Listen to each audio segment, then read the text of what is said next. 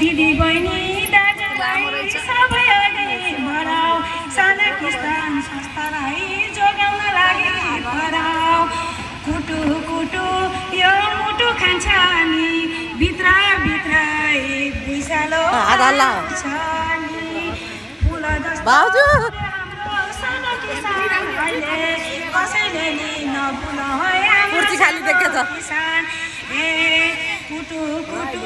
यो मुटु खान्छ नि भित्र भित्र भुइँचालो आउँछ नि भन्दै हस् त धन्यवाद जय सहकारी त्यो भन्दा भन्दै पनि आज हाम्रो यस संस्थालाई मैले के भन्न चाहन्छु भने आजका शेर सदस्यहरू समितिहरूलाई हटाएर अर्को थप नयाँ समिति राख्न सम्मान